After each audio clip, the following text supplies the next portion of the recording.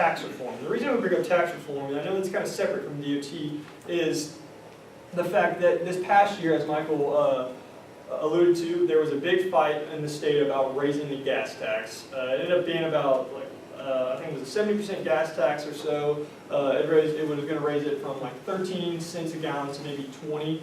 And however, as Michael brought up, we have a general fund, which is kind of like this big slush of money that everything you pay goes into it. So if you pay income tax, sales tax, property tax, that all goes into the general fund.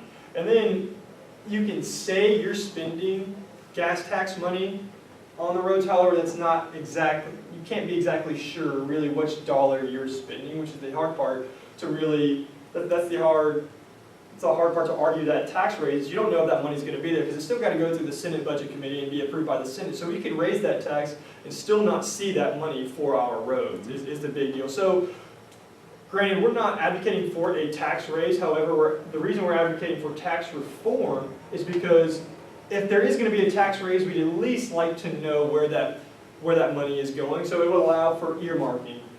South Carolina, currently nothing can be earmarked because it's in a general fund and then has to be approved by the Senate. So if we had some tax reform and we were allowed to earmark things, we would actually be able to really be able to tell where our money is being spent. And this audit may have actually been completely different. We may have been able to say, hey, X, Y, and Z is being spent this way 100%, whereas, you know, not that we think they are being intentionally misleading with these metrics they've given us. We think it's very hard to really, it's hard to say with 100% certainty that they are getting this money from here.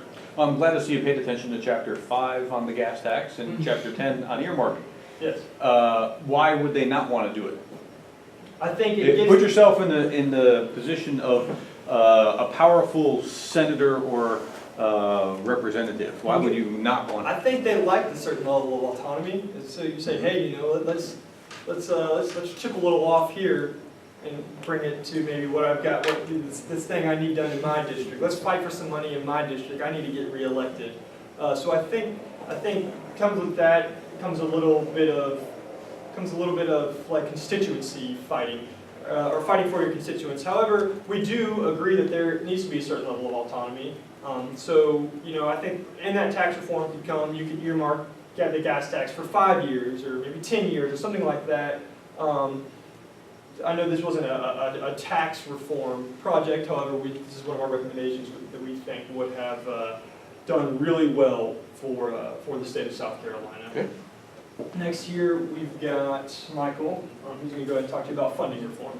Yeah, and I'll also add, just in general with these recommendations that we hope to provide, we're not asking to just completely abolish whatever system we already have in place, but significantly, specifically, we're asking for better accountability.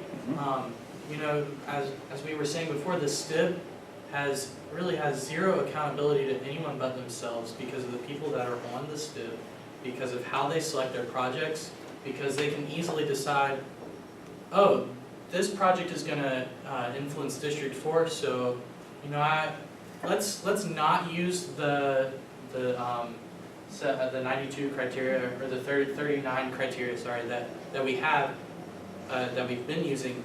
Let's just approve this because this is going to be good for us and it's going to bring in revenue and it's going to create economic development.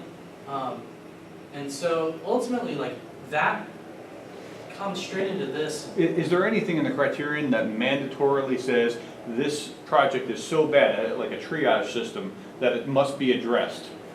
Some objective criterion rather than, hey, it's in this district, or I want a log roll for my friend over here. No, well, that's the thing, is that the criterion that they follow, they don't have to explicitly follow. So they follow it because it... So there's no objective standard, is what you're saying? Yes, it's $100 million. It's basically, the project has to be more than $100 million, and then from there on out, it's kind of, they've got the autonomy. So you'd have to let the roads deteriorate so badly before you can fix it? Essentially. Yeah, it doesn't, based on the criterion that they have, and the way that they are so judiciously choosing what projects they support and what projects they fund. And remember, this isn't the SCDOT, this is the STIB, but we see them as connected because there are members on the Okay, STIP so from the what about SCDOT. SCDOT? Do they have an objective criterion to say, if it's this, if it's a, red level, we must do it, a yellow level, we must, it's next? So, actually, one of our group members, Adam, he found this. Basically, as we were searching in the really early stages of our project, we were kind of saying that they also had complete autonomy on how they chose Okay, so there's no objective criteria for either. Yeah, basically. That's important to know. Yeah, basically it was, the check is themselves. Yeah. Basically, they. So that's not a check. Yeah, that's not a check. So On their website, when they say how there's a little thing where you can click on it and it says how we select our projects. It's like we and it choose says it. we Yeah. pick which projects we want to do. It's not very So good. that comes It's good to with be that- king, isn't it? So that comes with that, yeah, so that comes with that breeding ground of corruption. The more we dig, the more we see that these people have. It's not necessarily that it is corrupt, as you No, but it pointed out, but it Yeah. lends itself to that Right. if you're not careful. And Okay, that's why we're calling for more autonomy, because if you, or not more autonomy, but more accountability, because if you have so much autonomy in the way that the DOT is run, and then you have so much autonomy in the way that you're getting your funding for the projects that you're doing, you can do whatever you want, really. You don't have to like, No. you can't, there's no idea, like, there's no limit to what they can do, especially because, as we'll see later on, the secretary who oversees it is appointed by the governor but doesn't really even do anything, and even now the secretary is approved by the commission. So, yeah. But so we think, recommending in terms of funding, we think that funding needs to be spent more wisely, and we need to fund projects that are necessary. Like we said before, earmark taxes, the budget surplus can be used, and those may help us to push towards a scenario where we're funding projects that are so necessary. earmark taxes like a gas tax earmark? Yes. Okay, and if you do that, is it revenue neutral or something additional or from somewhere else or what? Yeah, so the way that it would be set up is if we have a gas tax, we say, we're going to direct this towards fixing potholes. Oh, so you're not trying to add it, you're just trying to say with the 13 cents, it doesn't go into the generator? Yes, I yeah, got you. Gotcha. yeah, if we have an earmark tax, we're saying, don't put that in the general fund. Gotcha, that makes sense. We want to be able to know that this is going directly to its intended use. And so, with federal funding in South Carolina, as we said before, we're kind of in the average. And then with state funding, we're notoriously small. But like, we saw that with the federal funding, the average of the bottom 10 was much, much larger than the average of the top 10. And so we're saying that we need to get to a position where maybe we're getting less from the federal government. But we can't immediately get there. So our recommendation in this area is to move towards a model of getting less funding from the federal government and relying significantly on state funding, and using the federal funding that we get today, and that we get right now, and start to use that in such a way that it would push us towards to spending more wisely. So with the money that we have today, we should use more wisely, so that down the road we can continue to use our money wisely, and we're in a better position where we're getting more from the state because we're increasing revenues for the state, and we're getting less from the federal government because we, in that sense, we have some autonomy. How does this help increase revenues how does this help the state being more productive? Well, So, yeah. yeah, so one of the conclusions we kind of came to was, so the reason, if you want to go back to the slide about federal funding, so, as you can see, the top 10 received significantly less than the bottom 10 on average.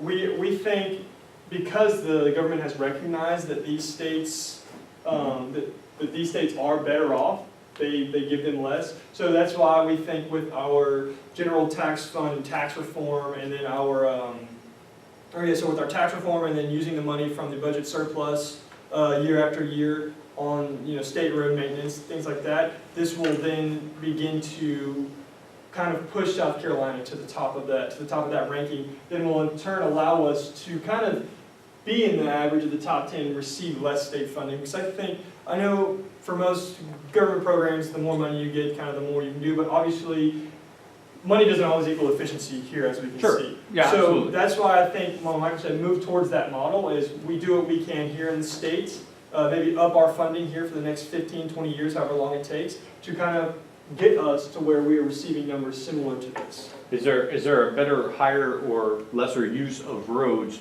and is that in your findings? So for example, we said Myrtle Beach, it's great. Right. I want roads to be good in Myrtle Beach, because I want tourists to come from Ohio and go to Myrtle Beach, right, and spend all their money here. Exactly. But I also want it in Charleston.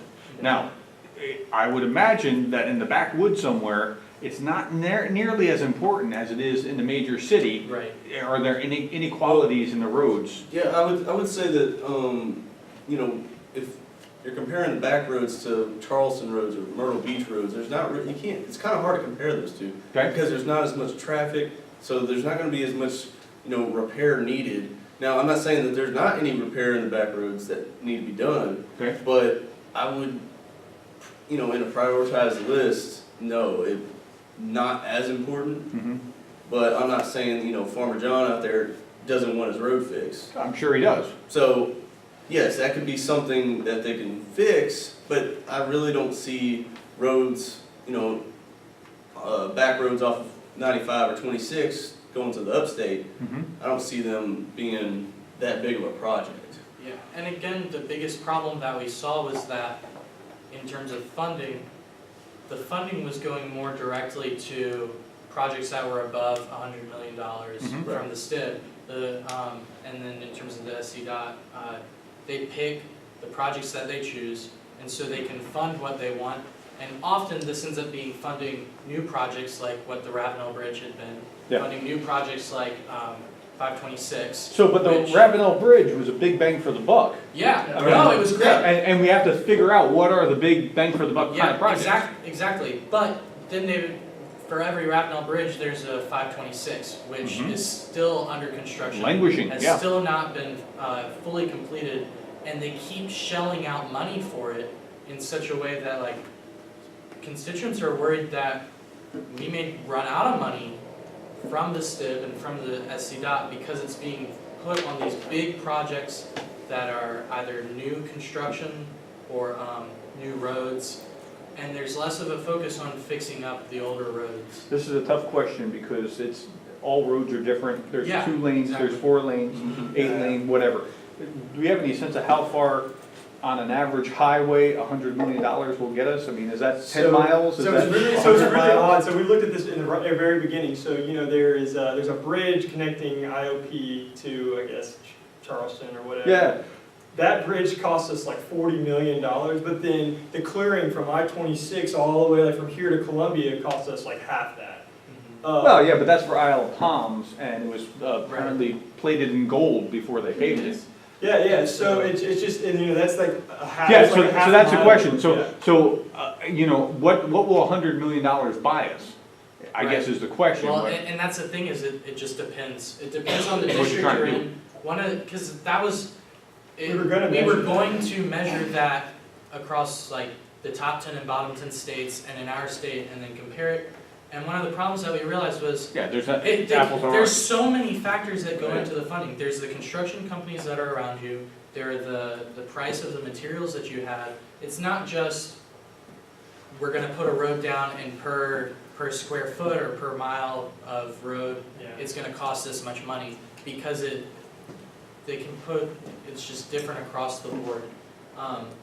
And so with that being said, one of the things that we realized was, yeah, it looks like the average top 10 is better, and we can say that they probably are better off because they're getting less money from the federal government.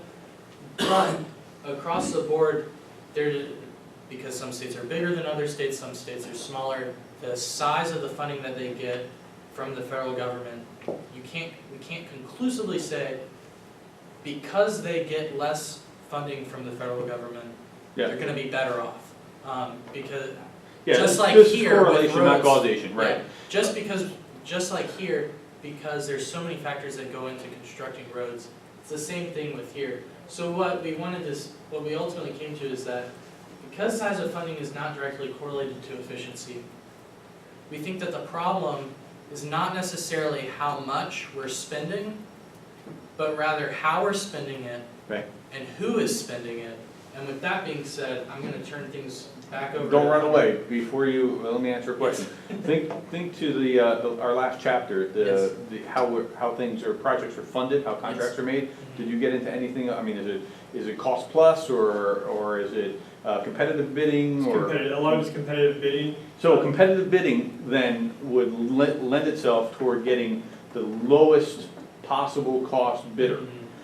Now, my experience on Dorchester Road was that was repaved a half dozen times in about 6 months. Yeah. Because it just kept getting torn up. Do we know anything about the So- efficiency or effectiveness? What I think the issue is since the state wants to spend less, you've got all these companies like, hey, I'll go lower, I'll go lower, I'll go Right. lower. And then they're like, oh, hey, well, this company said they'll do it like, we expected it to be this, so it's gonna be way down here. Like, sure, of course, we'll throw these guys this money. And then they do it, and it's kind of shoddy work, and then they're like, wow, this has to be redone. So they So- kind of set up another bidding So if system. it is shoddy work, I mean, is it guaranteed? Does the private company have to make up for that? So we couldn't really find any metric on that. We were looking for like repavements and things like that, but a lot of these companies, they're just like, they'll be used, some of them we use multiple times, some of them we use one and done. So it's really just kind of random. That's like, you know, like we saw in the 4th Congressional District,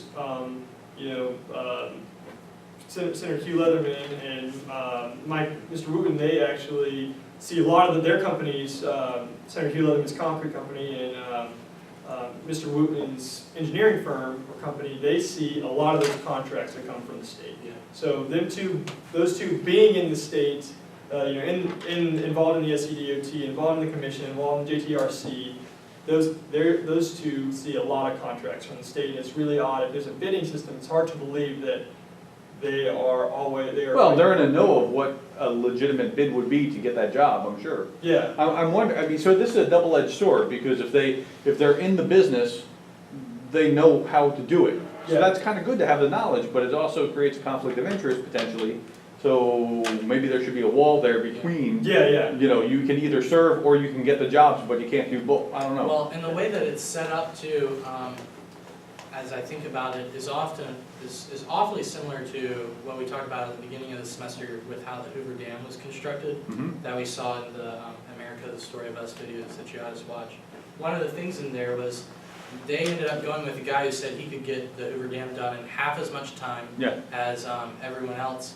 And what we know today is, A, the concrete is still cooling. It hasn't fully cooled down.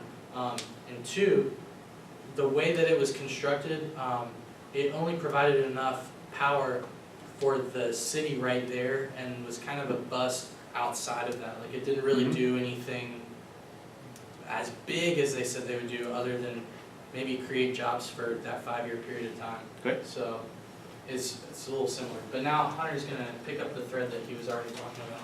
Yeah, so kind of, we already touched on a little bit of structural reform. This is kind of like almost a complete overhaul of the SCDOT Commission and the JTRC. So we'll start with the commission. Actually, you know, better yet, we're going to start with how to get on the commission. We're going to start with the JTRC, and we're going to say completely abolish. Because I think there is this breeding ground for corruption, or we have come to the conclusion there's a breeding ground for corruption there. Not that they are corrupt. Is it lucrative to be on the JTRC?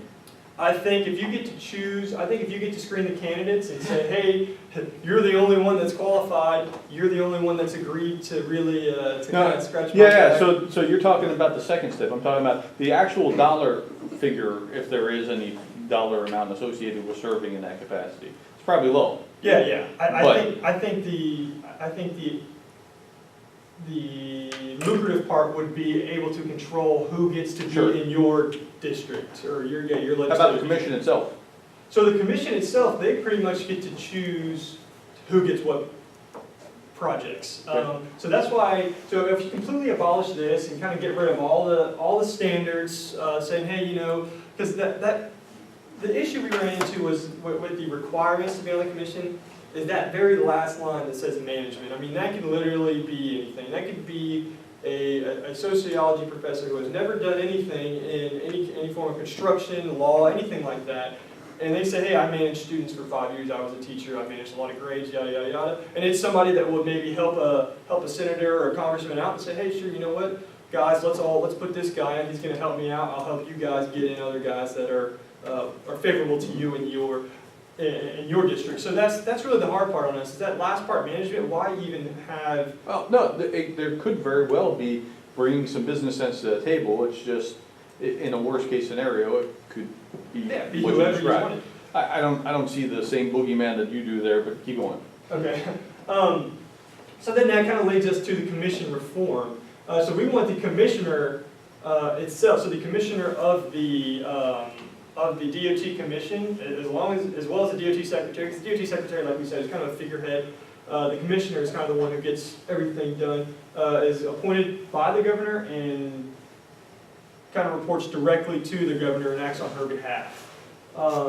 So he or she is elected by the people. We kind of believe that if that person is acting on her behalf, his or her behalf, they will kind of be acting in the people's behalf because he or she is going to accountable, sure. Yeah. So, however, we think the commission itself should be changed. The landscape of the commission should be changed. We think it should be democratically elected by the legislative districts.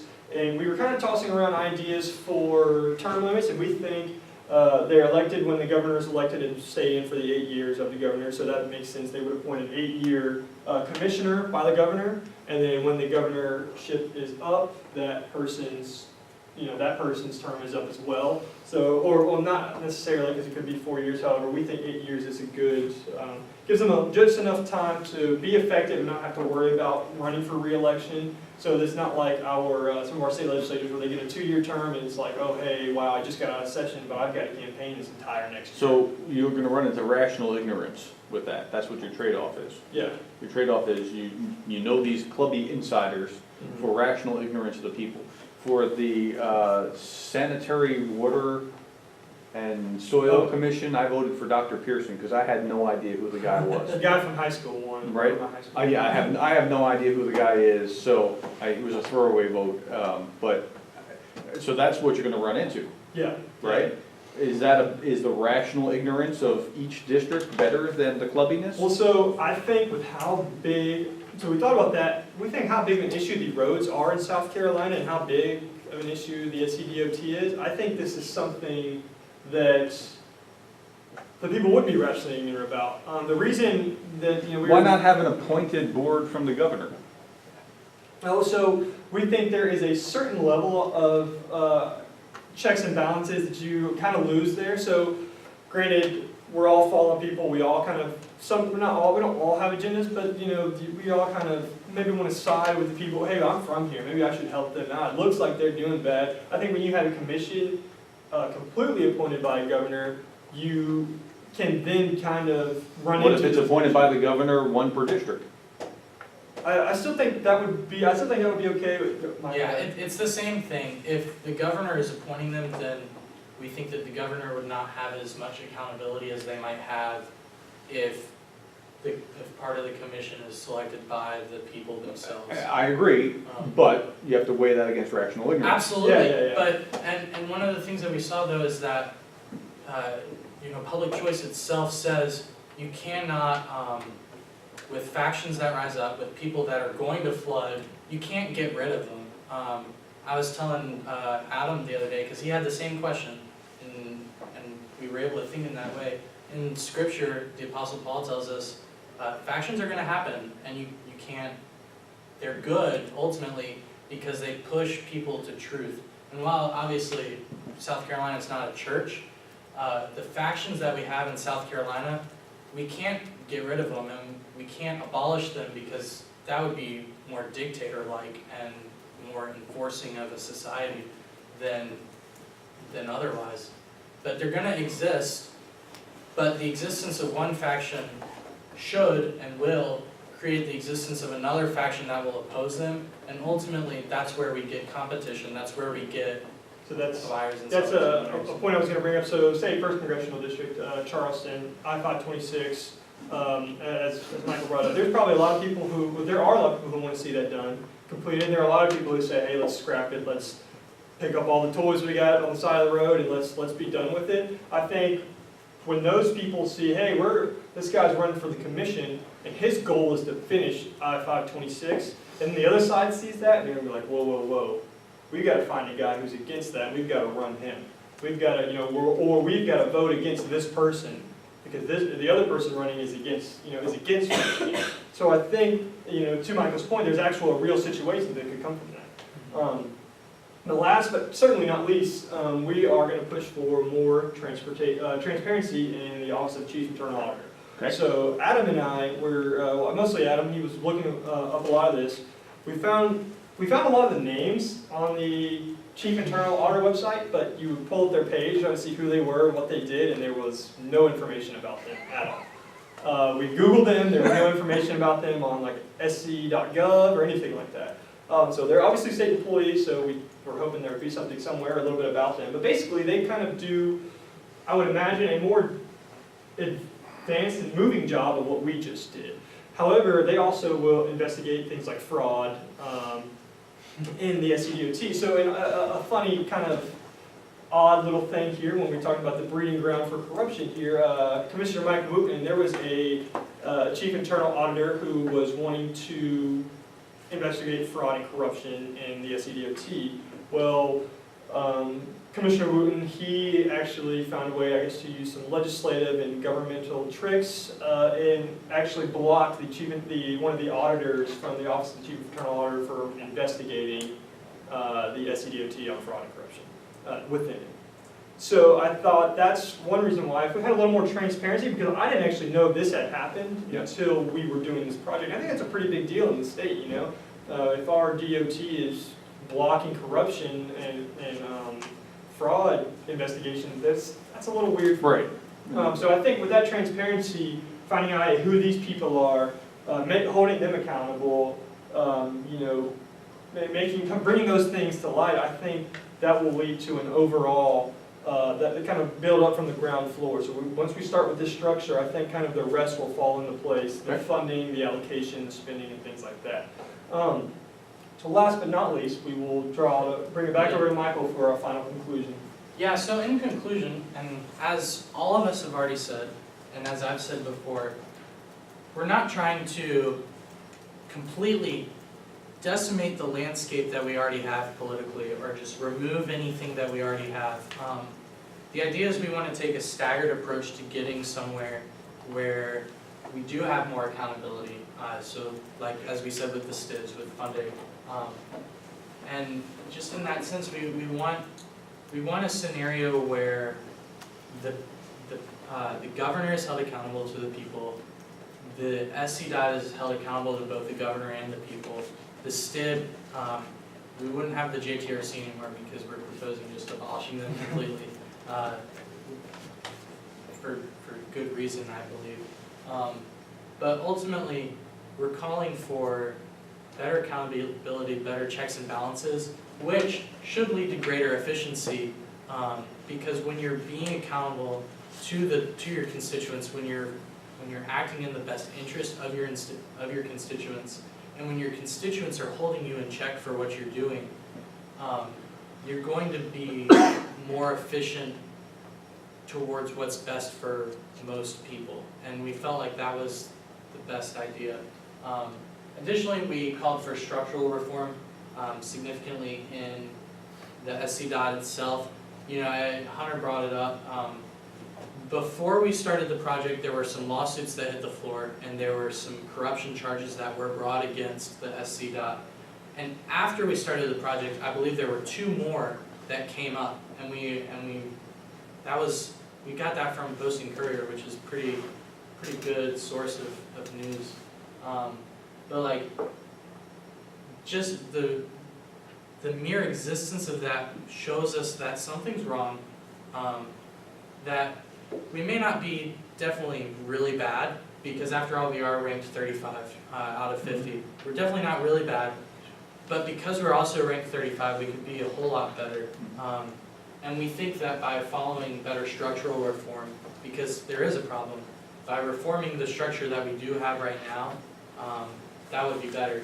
And one of the things too, I don't know if you're about to say it or not, but I think it was it back in 2006, we did have a structure, and then it was replaced. Like they reformed it to what we have today. And then. Why? Why? The legislation expired. Yeah. That's the only reason. Yeah, so remember when I talked about how So- the governor, there was a gubernatorial appointment of the DOT secretary? Yeah. Well, in 2015, that ran out, so now the secretary, when she. So it's not because we replaced it with a better structure, it's just No. because it's sunset. Yeah, Right. essentially. Well, So going back to whatever that previous structure, do we know that it ran better under the previous structure, or? No, a lot of that data was really, so they were like in a lot of these like really small files, and then, well, I say small files, you download it and it ends up being like 580 pages of like numbers spent over, Yeah, like gotcha. biennial Okay. year. Yeah. It'd be worth looking into. Yeah, and so some of that structural reform Michael was talking about, that we haven't really changed the landscape of how they choose those. We're not taking any power away from the commission, Yeah. because we want to give them a certain level of autonomy, because we don't want it very bureaucratic on how they choose a lot of these products or projects. That's why we think, though, if they're democratically elected by the people, they will actually choose projects that are within the people's best interest. Well, I would, you said you don't want it bureaucratic, I think you actually might want it more bureaucratic. What I mean by that is, where was Virginia in that list? They were in the top 10. Yeah. Do you know what number they were? You want to scroll back up? You don't have to scroll back, just I ballpark, think maybe it was 5, 7 or 8. 9? Yeah. So I had a student, back when I was teaching back in Virginia, who worked for VDOT, okay? And they were really bound and beholden by certain laws or rules that if a project meets this level of whatever, we must address this. And so they had a triaging system that I don't see that we have here. No, We may have don't. it, but I don't see that we have it. And that might take part of the angst out, because things have to get done in a particular order Right. by rule. Exactly. And that's one of those things where with Act 114, we think that maybe Act 114.1 should probably be revised and be made more concrete. But on top of that, it should be made binding on the SCDOT, which right now it's not. Okay. And that's one of those structural areas wherein they can pick and choose. They don't have to follow any criteria other than their own. Okay. The criteria that they follow is their own in that sense. And with that all together, we think we need to be spending wisely. I think that goes without saying. If you have $100 and you spend 110 of it, that doesn't balance correctly. There's no way that you're actually even spending well if you're spending money that you don't have. You're spending money that you might be getting down the road, but you don't have it immediately. We think that just across the board it's unethical, it's immoral, and it's wrong for us to spend money unwisely and to count chickens that haven't hatched yet. We need to exist in the here and now while keeping a firm idea, a firm glimpse of the future that we can move towards, but we need to do what's reasonable and correct here and now, with an idea of the past and what has not worked in the past and what could work. So ultimately, that's what we've researched. Yeah, and with that, we want to thank the teammates that aren't Yeah. up here presenting. I don't know if the camera is seeing, but there's 7 other people out there that definitely helped over the course of this semester. Yeah, none of us could have done it without them, so. That's them.